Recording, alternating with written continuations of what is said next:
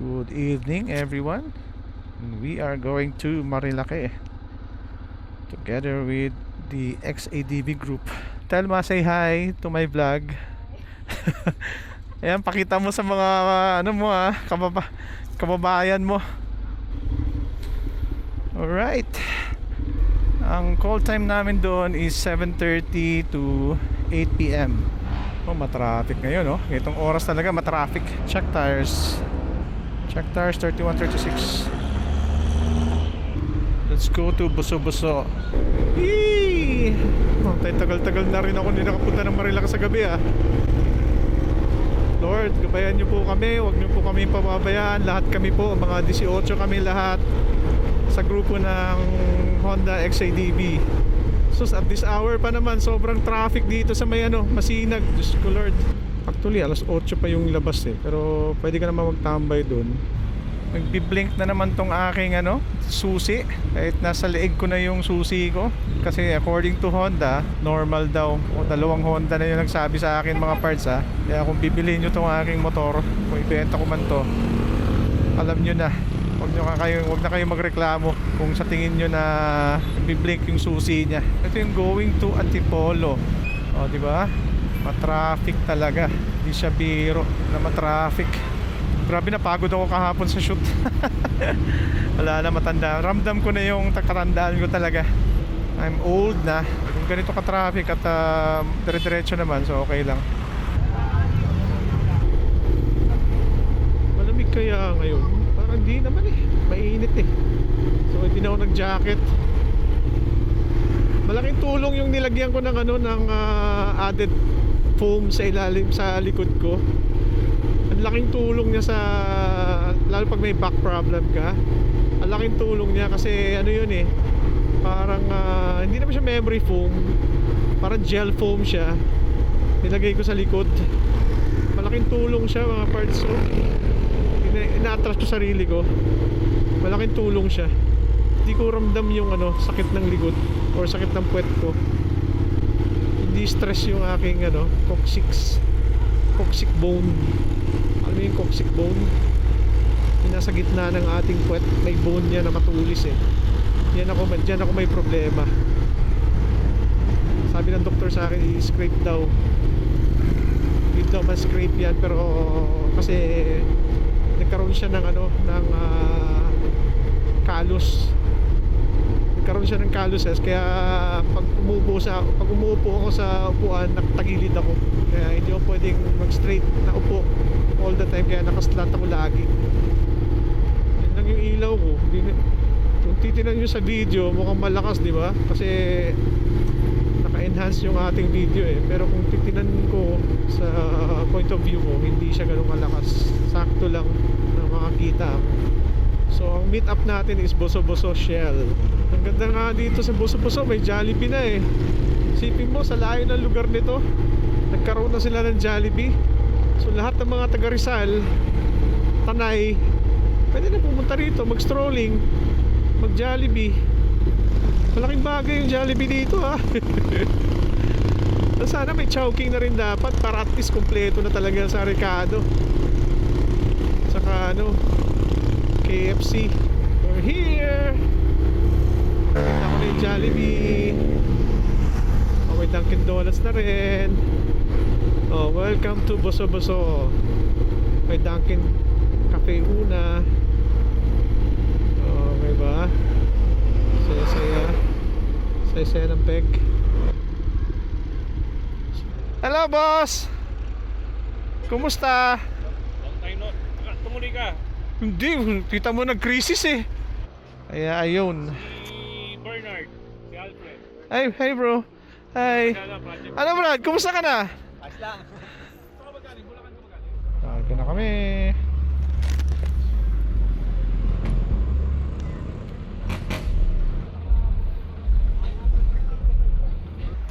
Share ko sa vlog. Alis ka na? Opo. Ah, okay, hindi ka sasama? Kilala lang po. Ah, okay, sige. Ingat ka, ha. Malayo kami ngayon. Punta kami sa Jariel.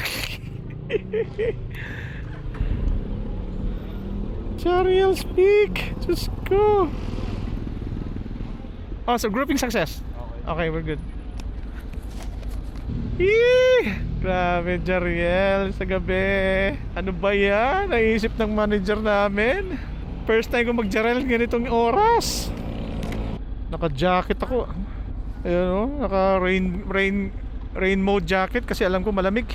Mahaba ang biyahe nito. Time check is 8:40 in the evening. So more or less, darating tayo dun mga 2 oras. Mga 9:30. Hindi ganun kabilis sa mga takbo namin. Rain mode jacket ako kasi hindi ko naman akalain na malayo yung pupuntahan. Kaya ayun. Go, go, go!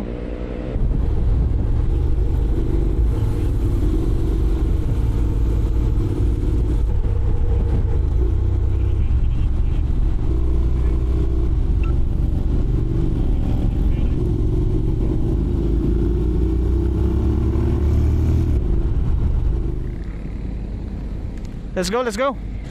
Let's go, oh. Okay na, tara na. Let's go, let's go. Oh, yan oh, kaway-kaway. Good job.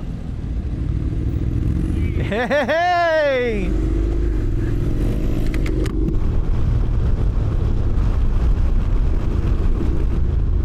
Usay rin dilim naman dito.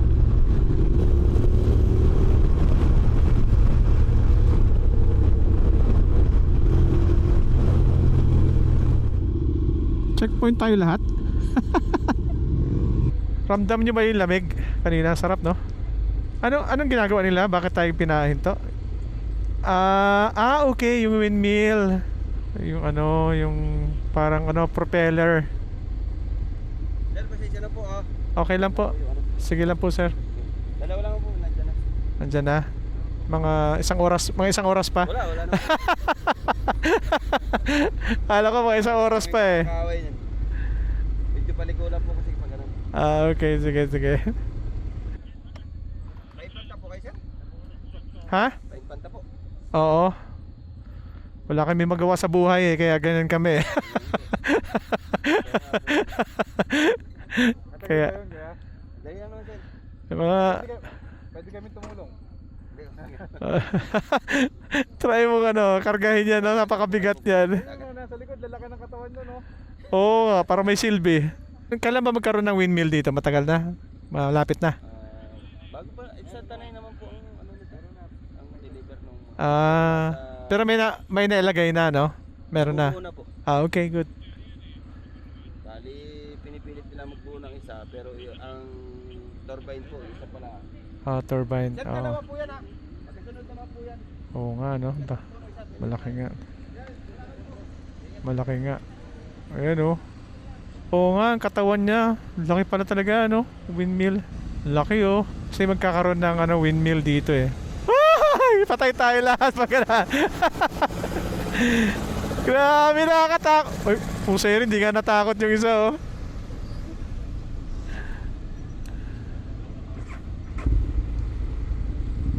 Nakakatakot, ano? Sakto, pagbalik natin, maabutan pa natin sila.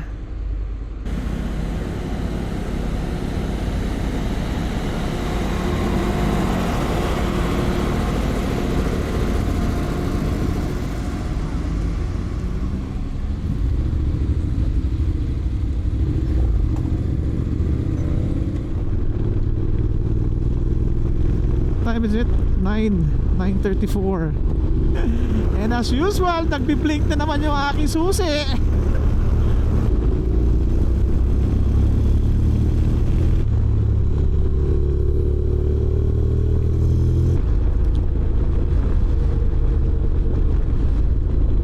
Ay, aso, mutik na ako. Biglang tumawid. Aso, ingat kayo sa aso, biglang tumatawid. May aso pa dito, oh. Ingat kayo, ingat.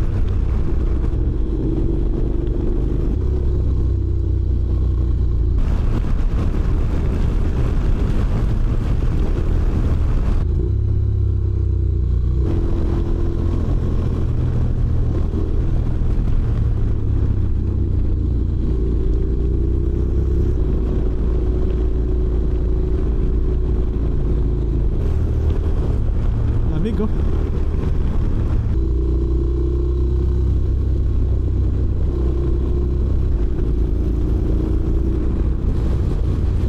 Lakas ng hangin. Sarap! Grabe! Ang lakas ng hangin. Ang salamig. Diyos ko Lord. Sarap! Lakas ng sipa ng hangin, oh.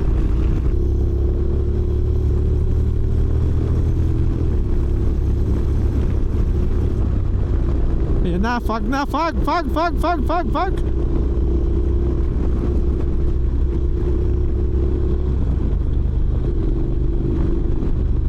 Yan na yung fog. Oh my God. Yee! Fog na fog.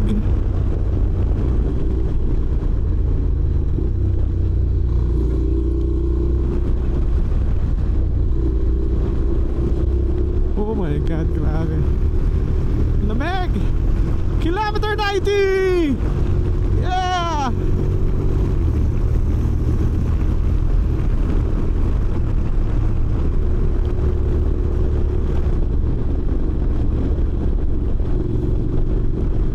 Malaking tulong talaga ang orange na or yellow na ilaw. Love you sa gabi. Sarado sila.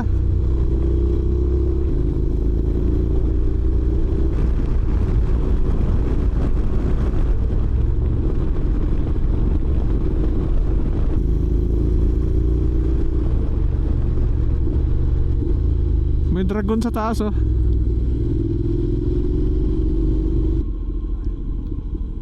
Dito.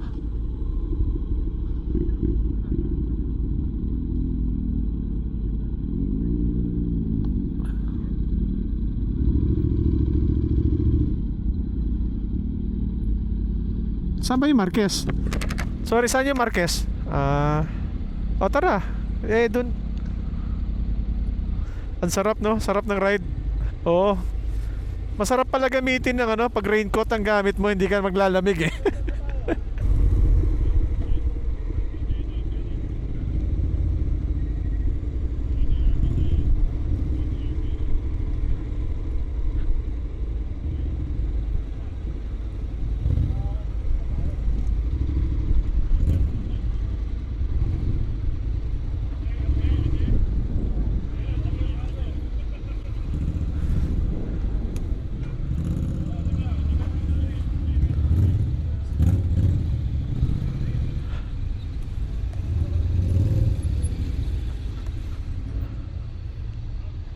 Ito bro.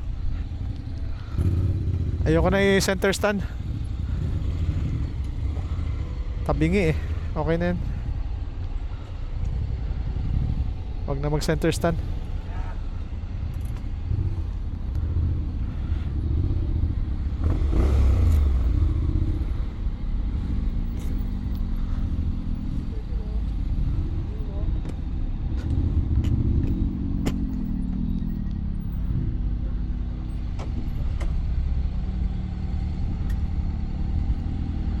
$16 $16, wow! Bawing-bawi.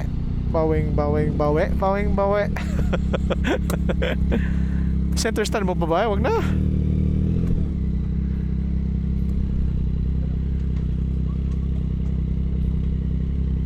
Sige bro.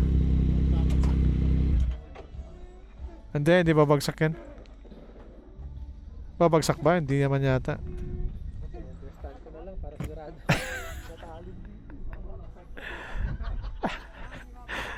Sige.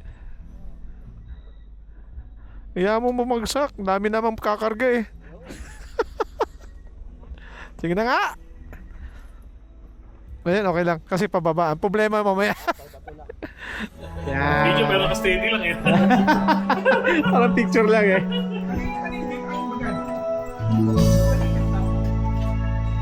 Tapos yun, nakatimbeng nga si Maki. Yung ganun kasi niya. Oh. Dug.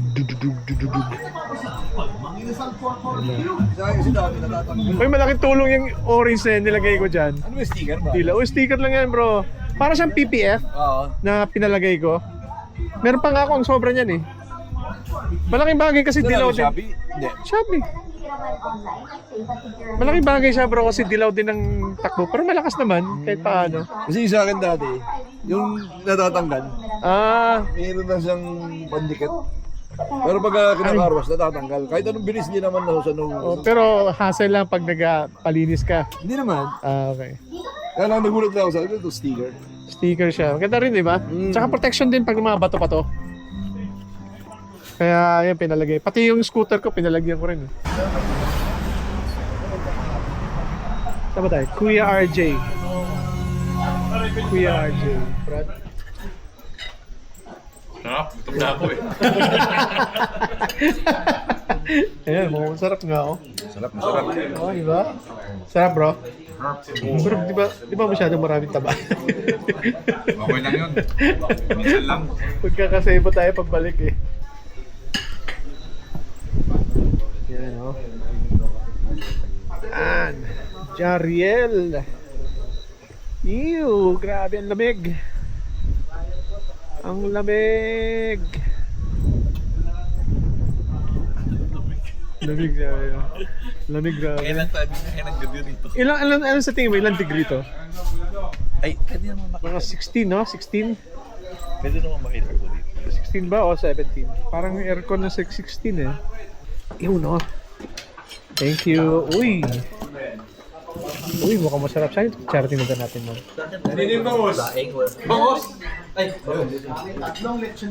Oo, di ba? Ano Brad, masarap na yung tosino mo? Sarap!